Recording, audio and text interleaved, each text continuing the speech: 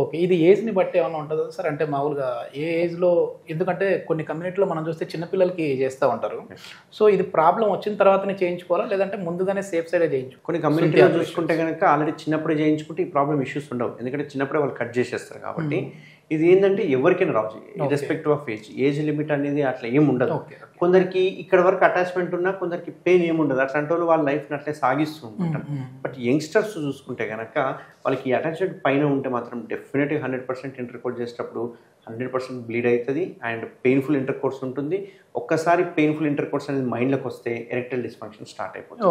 చాలా మందికి ఈ ఫ్రెండ్లోప్లాస్టిక్ కోసం వచ్చిన వాళ్ళని కనుక అడుగుతుంటే ఫ్రీక్వెంట్గా క్వశ్చన్స్ వేస్తుంటే వారికి ఎరెక్టైల్ డిస్ఫంక్షన్స్ కూడా ఉంటాయి. ఏంటి అంటే వాళ్ళకి ఇట్లా బెండ్ అయిపోతుంది, ఇంటర్కోర్స్ చేయడానికి రాదు, మాస్టర్బేట్ చేసినప్పుడు వెనిక్ అనుకున్నప్పుడు ఆ వెనిక్ వచ్చిన స్కిన్ అటాచ్ అయిపోతుంటుంది. ఈ అటాచ్ అయిపోయినప్పుడు ఏమవుతుందంటే ఇక్కడ మొత్తం టైట్ అయిపోతుంది. టైట్ అయిపోయి ఇదంతా వాపు వచ్చేసేస్తుంది.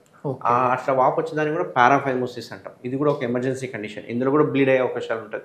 ఇంటర్కోర్స్ చేసిన వితిన్ 4 అవర్స్లోనే పారాఫైమోసిస్ డెవలప్ అయిపోతుంది. అది కూడా వెరీ ఎమర్జెన్సీ అన్నట్టు. ఇమీడియట్గా మనం రెడ్యూస్ చేసేసి ముందరికి తెచ్చుకోవాలి. సో ఇట్లాంటి వాళ్ళకి ఏంటంటే సర్జరీ అనేది బెస్ట్ ఆప్షన్.